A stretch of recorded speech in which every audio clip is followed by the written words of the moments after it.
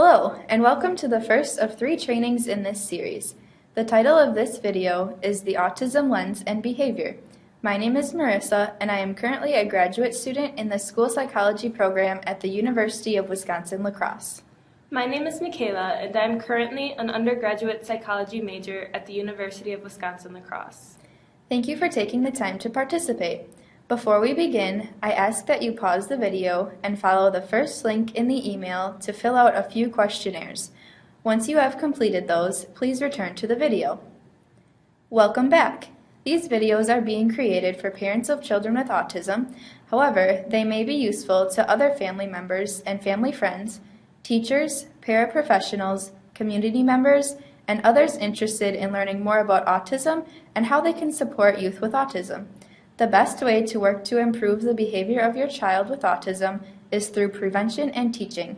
We can figure out how to best prevent inappropriate behaviors and teach new appropriate behaviors once we understand the child's behavior through an autism lens.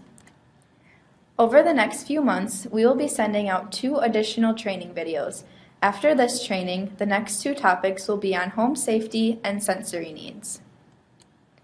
First, we're going to talk about some basic behavioral principles. The A in ABCs stands for antecedent, which is something that triggers a specific behavior. An example of an antecedent might be a certain task the child does not enjoy, like bath time. The B stands for behavior, which is the child's response to the antecedent. When it is bath time, the child may run to hide in their closet to avoid bath time.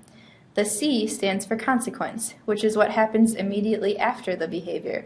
The consequence can either increase or decrease the likelihood of the behavior happening again. So, if the consequence of the child running away is that the child gets out of taking a bath, the child is likely to run away again the next time they are due for a bath they want to avoid. Next, we are going to discuss the autism lens. The autism lens refers to seeing the world through the eyes of a child with autism. Sometimes it is difficult for us to understand why children with autism do the things they do. In order to begin to understand, we need to develop our autism lens and try to see the world through this perspective. We will then use this autism lens to help us better prevent and manage common behavioral challenges for children with autism. Dr. Samantha Todd wrote a book called The Little Book of the Autism Spectrum. In this book, she describes 8 key principles of an autism lens. These 8 principles will help us to develop our own autism lens. So we are going to go through each of these principles and talk about some examples.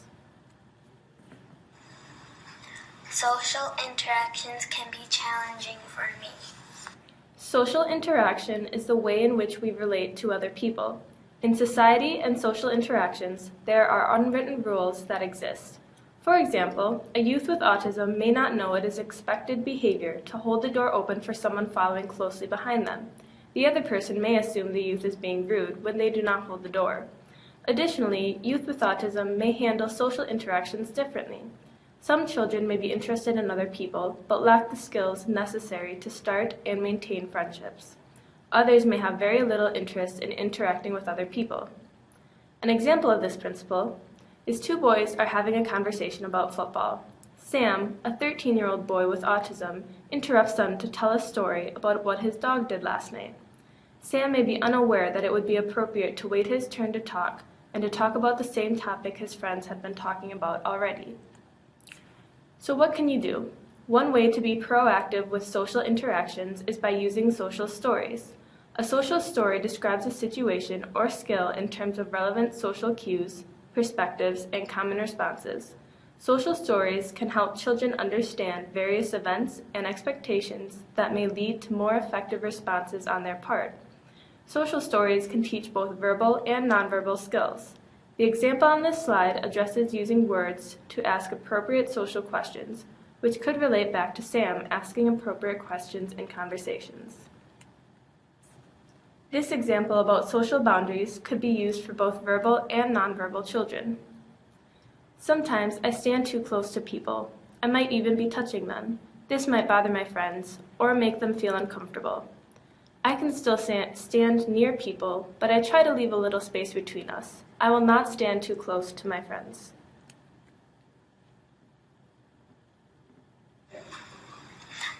need support to communicate and to understand other people's communication. Communication is the tool we use to interact with other people. This can be with both verbal skills, like the language we use and our tone of voice, and nonverbal skills, like our facial expressions and body language. Many children with autism have delayed language and/or differences in how they use language. They also may struggle to use language effectively. For example, a child may be able to talk about a topic that interests them in great detail, like airplanes, but be unable to ask to join peers in a game. Additionally, children with autism may often repeat words or phrases they have heard. This is called echolalia. As far as nonverbals, children with autism may show minimal gestures like nodding or may be unable to interpret the nonverbal behaviors of others. An example of this principle, Carl's mother gives him a disappointed look after he stands on the furniture. However, Carl doesn't understand this look and doesn't understand the expectation that he should get off of the furniture. What can you do? For children with limited language skills, the Picture Exchange Communication System, or PECS, allows children to communicate by pointing to or giving visual representations of items or needs. Children may start simple by using PECS to make a request, for example, a snack. As they get more familiar and comfortable with the system, children may be able to use PECS in more complex situations, such as showing or understanding how to express emotions. Now we are going to watch a short video about PECS. Also use pictures for the child to initiate communication with us or to respond to us as well. So basically the child will exchange a picture for a desired item. But first we have to do something that we call pairing. And pairing is taking a picture and an object or an action and pairing them together. So for instance, I have a picture of a cookie here. Every time you have cookies and you want to present them to your child, you pair the picture of a cookie with the cookies themselves, and you put them together. So if the cookies are on the table, the picture of cookies are on the table as well. If the child is going to eat the cookies, you have a picture of eat. So when the child sits down to eat, you would say the prompt, eat, or we are eating, and you place the picture on the table. The child starts to build an association with the picture, that when they see the picture of eat, they know it's time to sit down and eat. And when they see the picture of cookie, they know that they can have a choice of maybe picking cookies. We have the child hand us the picture when they want to get their desired item, as I had said before. One nice thing about using a picture exchange system for communication is that you can then generalize this to the outside world, not just in what we call these discrete trials sitting at a table with the child, but also outside of the home, in other rooms, in your community, and with different people. So you start with different people, then different places, and so on and so forth. You start to generalize these things. So I want to model for you how a child, you would pair a bag of cookies with the picture cookie and put them together and have a child start to request that item. Okay? So first of all, you would have these and you would say cookies. The child knows that these are cookies. Cookie. Then you hand the picture to the child. You say, what do you want? Cookie. Good. Hand me the cookie. Thank you. And when the child gives you the cookie, good job. You hand the child the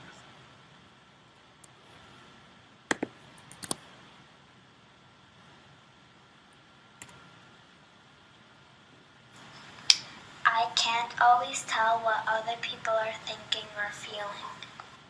Children with autism will likely have difficulty understanding and predicting other people's thoughts, feelings, and actions. This is called social imagination. For example, they may have trouble with the idea of putting yourself in someone else's shoes. An example of this, Karen tells Amy, a 10-year-old girl with autism, that her dog recently died. At recess, Amy asks Karen to play on the swings, but Karen responds she doesn't feel like playing because her dog died. Amy keeps asking Karen to play because Amy does not understand that Karen is feeling too sad to want to swing. So what can you do? A feelings chart like the one shown here can be used to teach your child about different emotions people might have. You can use a book or a story to teach how a person or character might feel in the story and connect it to the picture on the chart. By using this chart, you can teach your child what various emotions might look like, and also teach your child the appropriate responses to those emotions. Another way you can teach your child about emotions is to label them in everyday activities. For example, if your child cleans up their toys after being told, you can respond, "I am happy because you cleaned up your toys." The first link on this slide provides examples of ways to teach children about emotions. The second link offers printable cards and worksheets that can be used to help teach your child about emotions. I may have routines I need to stick to, behaviors I need to do over and over again, or special interests that are very important to me. We all have routines we like to follow. For example, when getting ready in the morning, we often complete tasks in a certain order, or we often keep things like clothes in certain drawers. When our routines are interrupted, we may feel anxious or upset about it. Children with autism may have amplified negative responses to unexpected changes. Toys may need to be in a certain order, or the child may need to always eat lunch in the same order. They may need to first get their food, eat their main dish, and then their side dish, drink their milk, and finally clean up. If something changes, like if someone else puts their toys away or they go out for lunch, it may trigger a behavioral outburst. This may also apply to rules the child develops. Some examples of this include, "I don't eat anything green," "No one else is allowed to touch my toys," and "All teachers should be female." Children with autism will need careful support to understand why these rules need to be more flexible and to feel safe enough to let them go. The last part of this principle is about special interests. Children with autism may develop special interests that might be unusual, either because they are so intense or because the topic is not typically appealing to children their age. Topics might include vacuum cleaners, fans, the Weather Channel, dinosaurs, airplanes, or other things. Special interests could become problematic if they prevent the child from carrying out other activities or if they get in the way of important aspects of daily living. However, these interests can provide stimulation for the child and could be used as an incentive or a way to relax. An example of this principle, Johnny loves trains. He knows all the different models and history of them. His home is near a railroad track, and trains are constantly going through at variable times. Every time he hears the whistle, Johnny stops whatever he is doing, runs to the window, and won't move until the train is completely gone. Then he spends the next 20 minutes talking about the specific model of the train and its history. Oftentimes, Johnny ends up being late to school because he was distracted by a train. So what can you do? You can use your child's special interests as a reinforcement for positive behavior. For example, if a child finishes 3 homework problems, they can watch a train video on YouTube. In regards to routines, foreshadowing can help a child prepare for an interruption to their routine. Including a visual schedule helps to foreshadow any changes in the child's day. This leads to the next principle of the autism lens. I may need additional support to manage change. Children with autism often experience uncertainty or anxiety when they experience change. It is important to help the child learn how to cope with change. There are various strategies that can help children cope with change. For example, visual schedules can help the student know what will be happening in the day, so they are not surprised. Additionally, allowing the child time to calm down and, if able, express how they feel during unexpected change may help them be okay with the change sooner. An example of this, lunchtime for Alicia was always at noon, both at school and at home. However, the school recently changed their lunchtime to 12:30, and Alicia is having a hard time adjusting. What can you do? One strategy that can help children with autism manage change is a visual schedule. A visual schedule could be made in multiple ways, like a checklist written on a whiteboard or a series of text symbols that a child can remove once the activity is completed. And now we are going to watch a short video about visual schedules.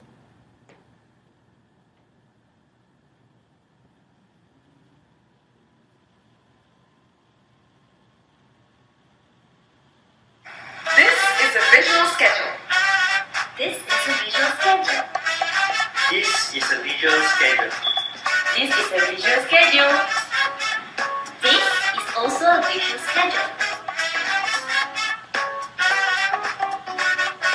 A visual schedule is basically a calendar or anything used to communicate to people what to expect.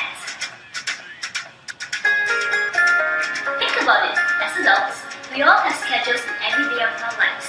We all know where we're going. For example, from the time we wake up, we know that we have to eat and bathe and then go to work, come back from work, have dinner, and then sleep. The point is, we all know what to expect. Likewise, our children also need to know what to expect. They may not have an understanding of time or a calendar, but they need to know what is going on. Hence, the reason why we often see behaviors and tensions with children with autism is because we often bring them through different transitions without explaining to them in advance what is expected of them. So, in short, a visual schedule helps to give these children with autism a sense of predictability of what is expected of them. For today's how-to video, we are going to learn how to use a daily schedule. This is a weekly schedule board, which can also be used as a daily schedule. For example, with a visual schedule, when the child comes into school on Mondays, he will know that he will have a morning session with this teacher, and then lunch with this teacher, have lunch play with this teacher, an afternoon session with this teacher, and before he goes home, he will have circle time. Over here, we have a child, Trisha, and I'm the therapist. Alright Trisha, today is Monday, let's check our schedule.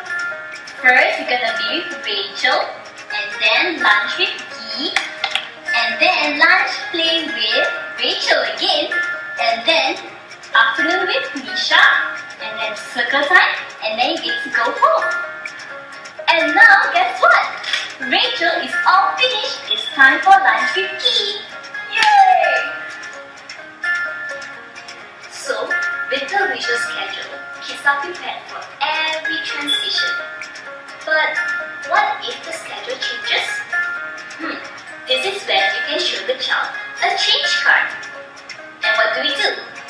Technically, we just put the change card on the schedule, take the original picture out, and replace it with the new plan. And that's all. If you like more training on this, do call us at 03-2094-0421. We look forward to hearing from you. See ya!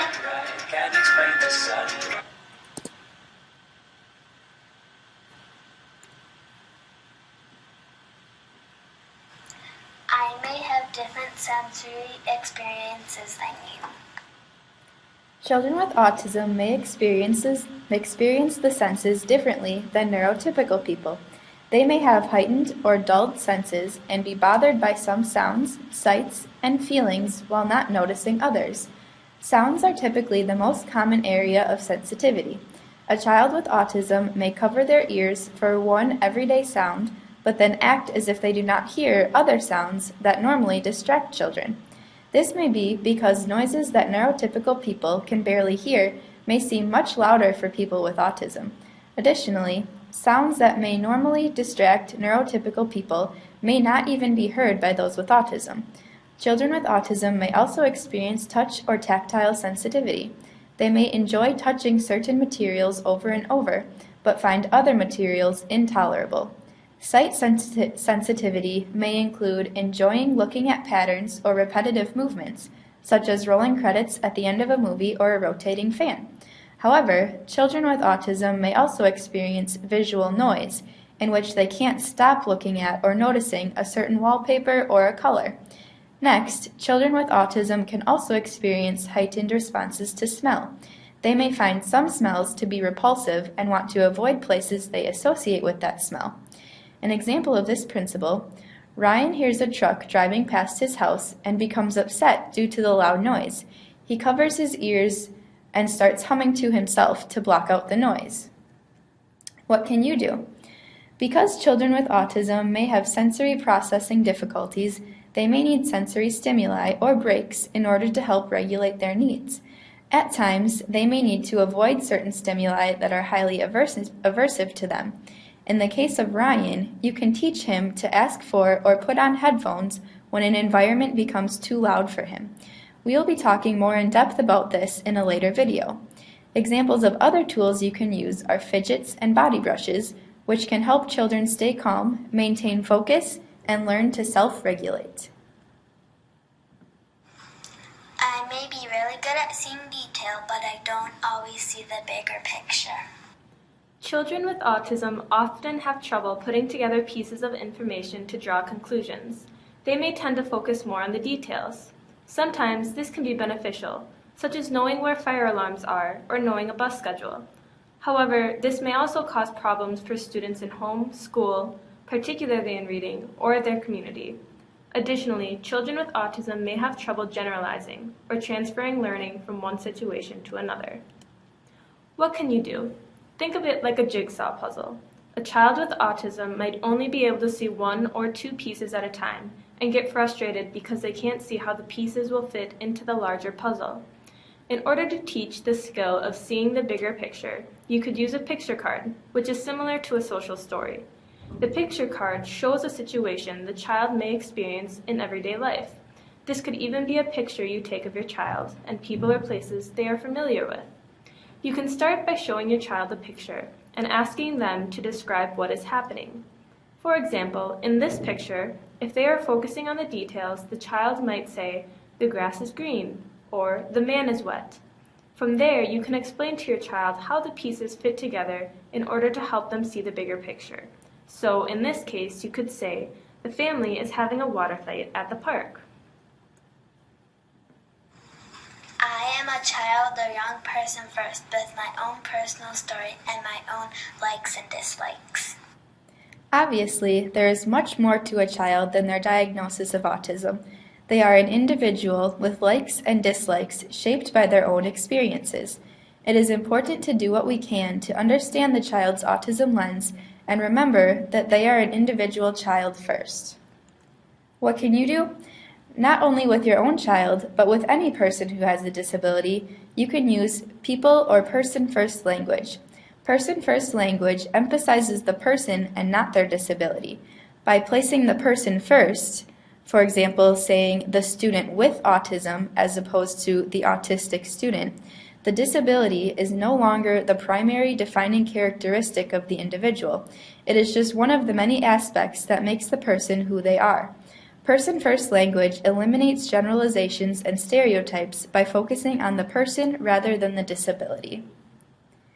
Now we are going to look at some examples of typically developing children and children with autism and some behaviors they might exhibit.